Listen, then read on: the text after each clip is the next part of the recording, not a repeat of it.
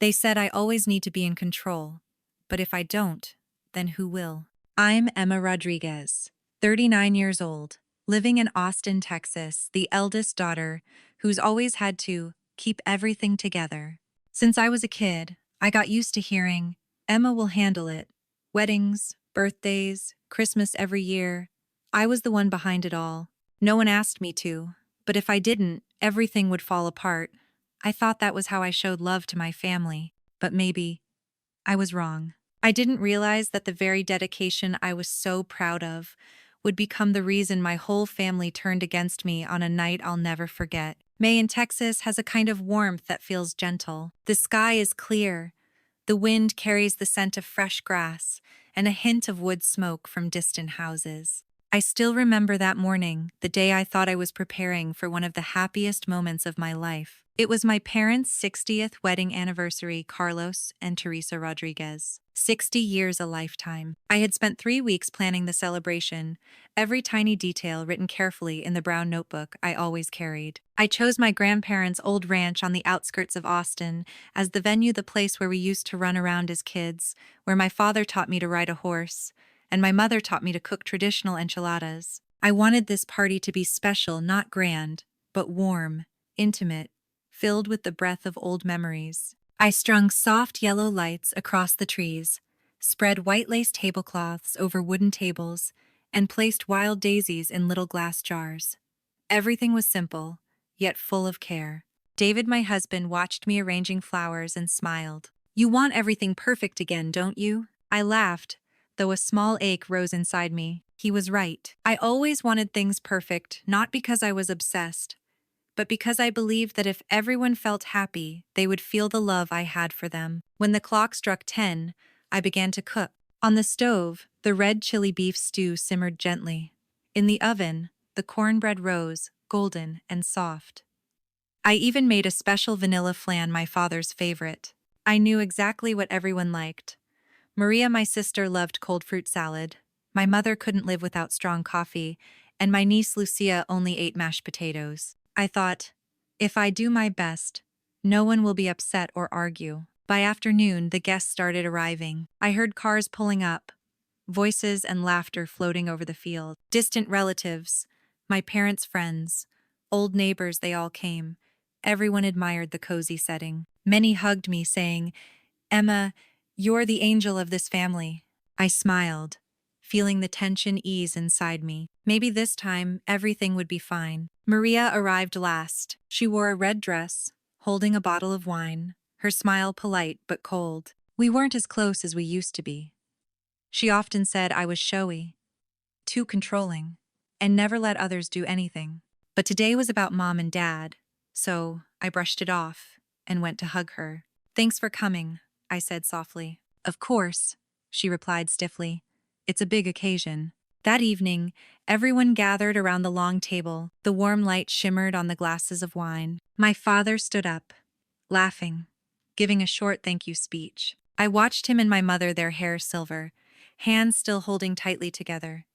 My heart swelled with quiet joy. When the music started, people began to eat, the clinking of cutlery mixed with gentle conversation. My father took a bite of the beef stew and looked up. "You still remember how your mother made this?" I beamed. I learned from her but added a little twist. He nodded. "Good job." I thought everything was perfect. Until Maria stood up. She lifted her wine glass, tapping it gently. The sharp sound made everyone fall silent. I looked up, my heart thumping. "Before we end," she said sweetly, "I'd like to say a few words." All eyes turned to her. My parents smiled, thinking she was about to give a toast. "Emma, you've worked so hard for this, but I think it's time for the family to make a little change." I blinked. "Change? What do you mean?" "Well," she said with a faint smile, "everyone feels that you're a bit too controlling. Every year, it's you who plans, cooks, and decides everything. Honestly, no one dares to say anything because you always want it your way." The air froze. I heard a spoon clatter against a plate. My mother cleared her throat but said nothing. "Maria Venton, and I'm sorry if this hurts you, but maybe it's time to let someone else organize things from now on. Your food isn't really to everyone's taste." The room fell into silence. It felt like someone had pushed me, though I was still sitting. I looked around, my father stared down. My mother avoided my eyes. A few relatives busied themselves pouring water, pretending not to notice. No one said a word. In my mind, 100 sounds clashed. The laughter from our childhood, my parents saying, "Our daughter is so capable," the times I taught little Lucia to bake cookies. All of it shattered in a heartbeat. I forced a smile. If that's what everyone wants, I understand. I stood up and went to the kitchen. My hands trembled so badly, I nearly dropped the tray of flan. David followed me, placing his hand on my shoulder. "You don't have to listen to them. You know you did great." Kudeng. I pressed my lips together, swallowing back tears. "It's okay.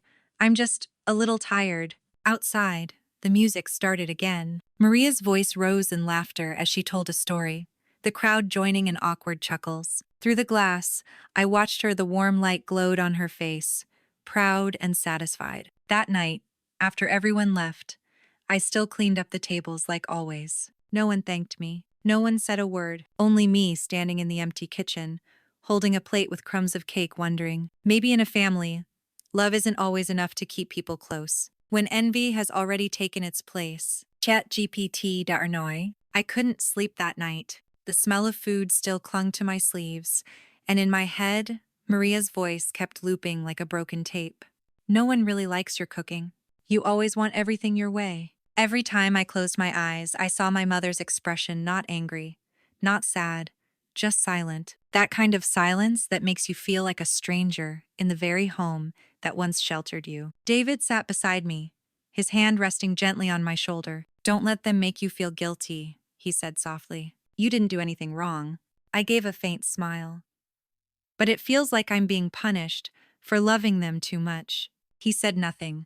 We just lay there quietly. Outside, the wind brushed against the window. I could hear crickets chirping, the clock ticking, everything familiar, except for my heart, which suddenly felt foreign. The next morning, I got up early as usual. I cleaned the kitchen, washed every glass, wiped every water stain off the table. No one was there. The house was empty, except for the faint smell of cold coffee. I stood in the living room, the same room that had been filled with laughter the night before, and it felt as if nothing had ever happened. My phone buzzed. A message from Mom. "Thank you for last night's party. Get some rest, dear. No apology. No defense." Just one short message, and with it, 20 years of quiet sacrifice ended. I typed several replies, erased them all. Finally, I wrote only, "Okay, I will." Quote. But what I meant by rest wasn't just physical rest. 3 days later, Maria posted a photo online, her standing beside our parents, smiling. The caption read, "Family is when you learn to let go of what suffocates you." Dozens of comments flooded in hearts. "Congratulations." People asking, "Where's Emma?" She replied, "Probably busy. She always is." I read it, and my chest tightened. Not because she lied, but because everyone believed her. That evening, I looked around our small house. Nathan, my son, was doing homework. David was brewing tea in the kitchen, and I suddenly realized this was my real family. No one here expected me to prove my worth through cooking, planning, or sacrifice. Here, I could just be myself. I set my phone down and said quietly, "David, I think I need some time away from them." He nodded. "Whatever brings you peace, I'll support it." In the days that followed, I stopped answering messages, stopped posting updates, stopped pretending I was okay. I spent my time teaching Nathan how to bake, walking with David around Austin Lake every evening, and reading at night instead of making to-do lists for the next family gathering. For the first time in years, life slowed down. No buzzing phones, no pressure to make everyone happy, just my own breathing, my son's laughter, and the warmth of my husband's hand. But peace never lasts forever. 2 weeks later, Mom called. Her voice trembled. "Emma, your father's church ceremony is this weekend. I'd like you to come help prepare, like always." I bit my lip. "I don't think I can, Mom. I already have plans." Silence. Then quietly, "So you're really planning to stay away from the family?" I sighed. "No, I just need a break. You saw what happened. Nobody wanted me to do it anymore." Her tone shifted. "Maria didn't mean it, honey. She just speaks too bluntly. Every family has its fights. Ah, I smiled and tears fell anyway. Mom, some fights don't come from misunderstanding. They come from ingratitude. She said nothing, then hung up. I looked out the window. The afternoon light painted the trees gold, and the curtain swayed softly in the breeze. In that moment, I felt something inside me die quietly, painlessly, like a candle going out. I walked to the living room and took down the framed family photo from last Christmas. Everyone was smiling. I stood in the middle, holding a tray of cookies. Maria's arm was around me. Looking at it now, I realized that smile wasn't real. I placed the photo into a wooden box and labeled it, "The Past." The next day, I wrote a short email to the whole family. "Thank you for all the years we've shared. I'll be stepping back from family gatherings for now. I need time to focus on my own little family. I hope you understand." I hit send, and in that moment, I felt free. No longer the one who handles everything. No longer Emma will take care of it. Just a woman learning to live for herself. That evening, as we had dinner, Nathan looked at me and said, "Mom, your smile looks different today." I asked, "Different how?" He thought for a moment, then said, "Lighter? Like you don't have to try so hard anymore." I laughed, and the tears fell into my plate. Yes, for the first time in years, I smiled without effort. I don't know what my family will think, or what Maria will say next, but it doesn't matter anymore. Because that night, in our small, quiet home, I finally understood. Sometimes walking away doesn't mean you're weak, it means you've chosen peace. About 2 months after I cut off all contact, life grew strangely quiet. No more messages, no more favors, no one asking if I could lend a hand at any party. At first, that silence terrified me. I thought I'd miss them, that one day I'd break and call back. But I realized their absence didn't make me feel empty. It gave me space to breathe. Every morning I drank coffee on the balcony with David, watching Nathan ride his bike around the yard. Sunlight filled our little house warm, peaceful. No more criticism, no more judgmental stares. I thought my life would stay that way, until one Friday evening, my phone rang. It was my mother. I hesitated for a few seconds before picking up. Her voice was hoarse. "Emma, Maria's in trouble." I frowned. "What happened, Mom?" "She got scammed. In that restaurant project. Lost nearly $10,000. She's panicking. And, well, your father and I are planning our 60th anniversary, but no one knows where to start. Could you maybe help a little?" I stayed silent for a long time. That old feeling came rushing back: pity, sadness, exhaustion. "Mom," I said quietly, "last time everyone told me I wasn't needed anymore." She didn't answer. Then, her trembling voice came through. "I know. I was wrong. But you're still the only one who knows how to do these things." I took a deep breath. Part of me wanted to go back to fix things, to believe it could all be mended. But another part, the one that had been hurt too many times, whispered, "No, not again." "I'm sorry, Mom. I can't." And I hung up. A week later, I saw photos of their anniversary online. A hastily rented room, cold white lights, crooked tables. The cake leaned to one side.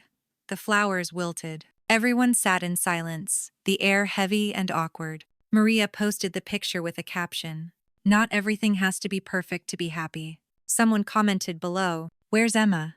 The party looks so dull without her."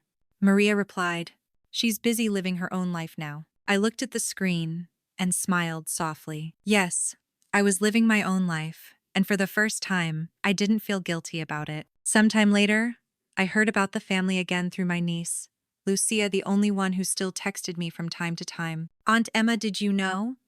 Lucia said in a voice message. After Maria lost the money, Grandma and Grandpa kept fighting. Mom blames Grandma for not helping, then cries all the time. Grandpa says it's Mom's greed. Now everyone's angry at each other.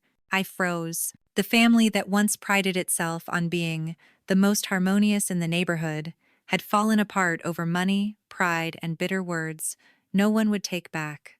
"Aunt Emma," Lucia continued, voice heavy, "Grandma said, if you were there, maybe things would have been different." I read the message over and over. A part of me wanted to cry, but the tears wouldn't come. Weeks later, Mom called again. I didn't answer. She left a voicemail. "Emma, I just wanted to hear your voice. Your father's been weak lately, he misses you.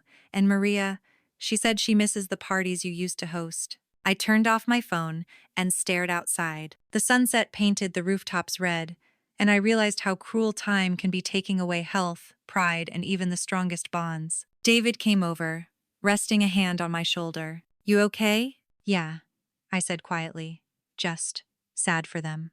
But I can't go back. Things went too far." He nodded, saying nothing. His silence carried the understanding my family never gave me. Months later, David and I hosted a small Christmas dinner at home. We didn't invite anyone except Lucia, who often helped me cook. When she arrived, her eyes lit up. "Wow, Aunt Emma, you still have your signature touch." I smiled. "Yeah, but now I only cook for people who appreciate it." The dinner was simple roasted meat, salad, and flan. We laughed all evening, free from judgment, free from criticism, just music, candlelight, and genuine warmth. At the end, Lucia said softly, "Aunt Emma, I think you did the right thing. If people don't see your worth, sometimes walking away is the only way they'll learn." I looked at her 18, bright-eyed, sincere, and nodded. Maybe people need to lose someone before they realize what they had. A few days later, Lucia sent me a short video. It was Maria clearing the table at home, tired, no makeup, hair messy. In the background, my mother sat on a chair, staring blankly into space. No laughter, no parties, just silence. I didn't share it.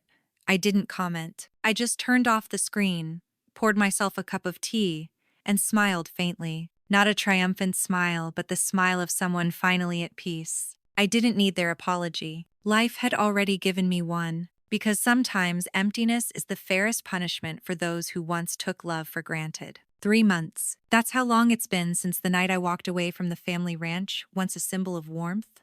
Now just a memory I'd rather not touch. When I left, I thought things would settle, that they'd soon forget me, move on with other gatherings, other dinners, other laughter. I never wanted revenge, never wanted to prove anything. I just wanted peace. But it turns out that peace was the very thing that made the whole family fall apart faster than I ever imagined. Mom called me for the first time on a Wednesday morning.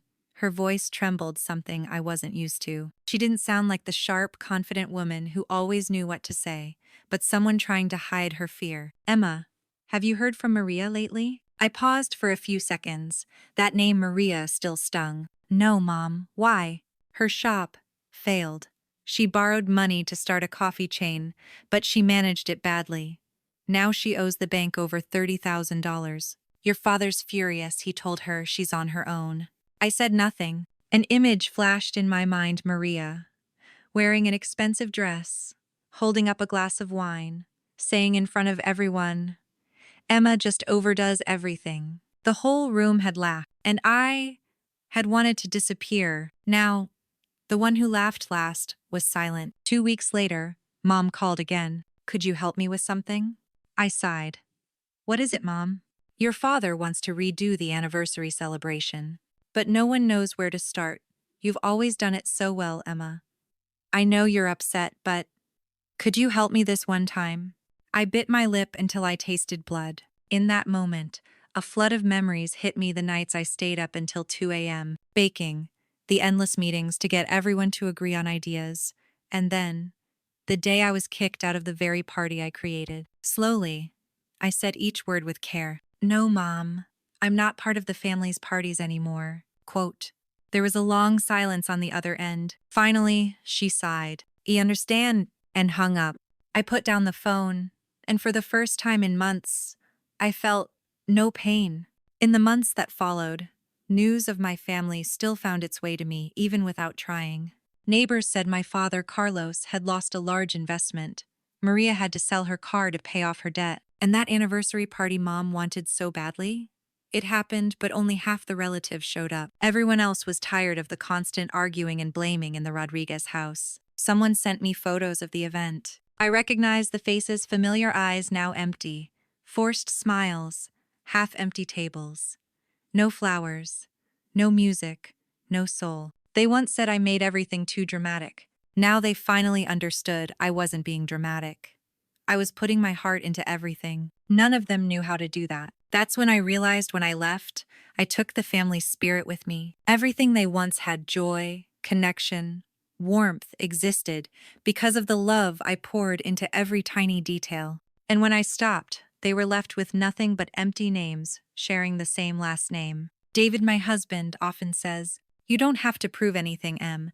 They're just facing the consequences of their own choices." I nodded, but my heart still felt heavy. I never wanted them to suffer. I just wanted them to understand that love is not something to be taken for granted. One afternoon, I ran into Lucia Maria's daughter at a small bakery in Austin. She froze for a second when she saw me, then ran over and hugged me tightly. "Aunt Emma, Mom said you don't want to see anyone from the family anymore." I gently patted her head. "I just wanted some peace, Lucia." She looked up at me with sad eyes. "You know, Mom cries a lot now. She says she wishes things could go back to how they were.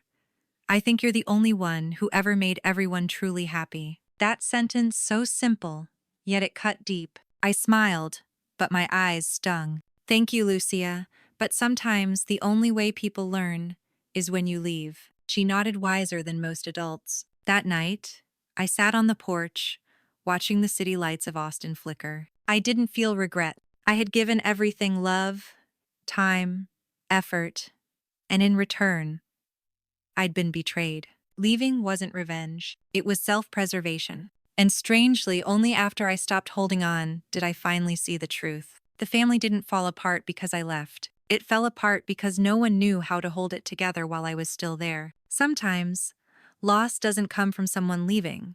It comes from not cherishing them while they're still there. When the door to my family closed, I thought my life had closed with it. But no, that moment opened another door instead. A quieter one, more honest, and, finally, truly mine. I started each morning walking through Zilker Park, near my home. Spring in Austin carried a softness I had never noticed before, maybe because I had always been too busy to stop and breathe. Now, I didn't have to rush to plan guest lists or arrange flowers by theme. I was simply living. One morning, I came across a group of volunteers setting up tables to serve food to homeless children. A young woman with curly hair, her name was Julia, smiled at me and asked, "Would you like to help? We could use someone to handle the food." I laughed softly. How ironic. I had spent my life cooking and organizing for people who never appreciated it, and now I had a chance to cook for children who had nothing but gratitude. Inoddet.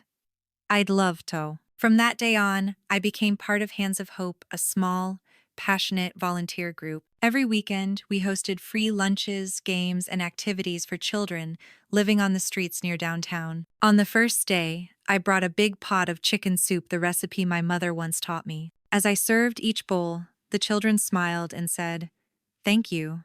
This is so good. Can I have more?" Simple words, but they almost made me cry. They didn't care whether the soup matched a pastel theme or if I added too much salt. They were just grateful, and that alone healed me. One afternoon, Julia asked, "Miss Emma, why did you decide to come here?" I smiled. Maybe because I spent too many years trying to please people who were never satisfied. Now I just want to do something simple to make someone happy, without them having to pretend. Julia looked at me and nodded. I know that feeling. I never thought I'd find a family outside of blood. But in that volunteer group, I felt something the Rodriguezes had long lost: warmth without conditions. One afternoon, as we were cleaning up after an event, a familiar voice called out, "Aunt Emma." I turned. It was Lucia, my niece. She wore an old t-shirt and held a box of cookies in her hands. "Can I join? Mom said you work here." I looked at her, surprised and touched. "Of course, Lucia." From then on, Lucia came with me every weekend. Her eyes sparkled. She helped the kids, shared snacks, cleaned tables. She was different from Maria, maybe because Lucia knew what loss felt like. One day, while we rested, she whispered, "You know, you're the only one in the family who feels real to me. When Mom says bad things about you, I just want to scream that she's wrong." I squeezed her hand gently. "Thank you, Lucia. But don't be angry at your mom. Everyone has to learn how to love again, in their own way." She nodded, eyes shining with tears. When summer came, our group decided to throw a little party for the kids, a day of hope. Julia asked me to handle decorations. I laughed. So I'm back to planning parties, huh? She grinned. Yes, but this time, for the right reason. I spent 2 weeks preparing. But this time there were no checklists, no pressure to be perfect. I just wanted it to feel joyful. I made paper garlands by hand, hung yellow lanterns, and painted a small sign. You are loved. That day, laughter filled the park. The kids ran, played, sang, and danced. I stood there, watching them, my heart light as air. Lucia ran over with a cupcake, a single candle flickering on top. For you, she said, because today, you made everyone happy. The flame glowed softly in my hands, reflected in their bright little eyes. And I finally understood I was still Emma, the one who brings joy. But this time, I was doing it for hearts that knew how to cherish it. That evening, when I came home, David wrapped his arms around me and whispered, I've never seen you smile so genuinely before. Kuri, I leaned against his shoulder. Maybe because, for the first time, I feel like I belong somewhere, without having to fight to be loved. Outside, the city lights flickered, as always, but inside me, another light had been lit, one that no betrayal or pain could ever extinguish. Sometimes we have to walk away from our family to find people who know how to love us like family should. Hi. A year after I left the Rodríguez farm, my life had completely changed. No noise, no storms, just a quiet sweetness I never dared to dream of before. Every morning, I wake up early, make a cup of coffee, and open the window to let the Texas sunlight fill my small kitchen. On the table sits a vase of sunflowers that Lucia brought last weekend, along with a small card scribbled in her handwriting. Aunt Emma, the one who made me believe that love can start again. I read that line over and over, feeling something warm and soft inside me, not the sadness of loss, but the gentle ache of realizing that some things have to break before we learn how to truly live. My mother called me for the first time after months of silence. Emma, I don't want to apologize over the phone, she said softly. But I want you to know that I regret everything. Not because Maria failed, but because I didn't protect you. I stayed quiet. Her voice cracked on the other end. At this year's anniversary dinner, I looked around the table and realized everyone was talking, but no one was really looking at each other. I missed the way you made everyone laugh, the little cards you placed under each plate. I think maybe you were the only one who truly understood what family meant. I took a deep breath. Mom, I whispered, I'm not angry anymore. I just don't want to go back to a place where I had to work so hard to be loved. But I still wish everyone peace, she cried. I didn't. For the first time, I didn't need to. I had already cried enough for a lifetime. A few months later, Maria sent me a handwritten letter. The ink was smudged, and her handwriting trembled. You were right. I was too proud, too selfish. Now I see why everything I touched fell apart, because I never truly appreciated anyone, not even you. If I could, I'd like to start over, not as sisters, but as two women who were hurt and are learning to forgive. When I finished reading, I simply smiled. I didn't need to reply right away. Forgiveness doesn't always need words, just time, and a heart gentle enough to open again. My life now is made of simple things. Quiet dinners with David, afternoons giving out food with Lucia, soft jazz playing in our cozy kitchen. No to-do lists, no judgment, no more parties where I felt like an outsider. I found myself again, and for the first time, I'm truly free. One day, I went back to the old farm not to confront, but to close that chapter. The wooden gate was still the same, the oak trees still standing like the day I left. I stopped the car, got out, and just breathed in the air. No anger, no tears, just a woman looking at the place that once broke her, and smiling because she survived. I whispered to the wind, thank you for teaching me that love doesn't mean suffering. Then I turned and walked away, not to escape, but to move forward into a new life, one where I no longer need anyone's approval to know my worth. That evening, sitting on the balcony with Lucia, she asked, Aunt Emma, if one day they truly understand, would you go back? I looked at the Texas sunset glowing orange across the sky and smiled. Maybe I would, but not to start over. Just to say that in the end, every wound can heal if we learn how to let go. Quote. Lucia rested her head on my shoulder and whispered, I don't think you need to go back, Aunt Emma. You've already found your real family. I nodded gently. Yeah, maybe you're right. As the night settled in, I wrote one line in my journal. Peace isn't the absence of noise. It's when your heart no longer fears the silence. And in that moment, I knew my life had finally, truly begun. And now I'll ask you this. If you were Emma, could you forgive your family after all that pain? And what do you believe is real family, the one you're born into? Or the one that loves you the right way?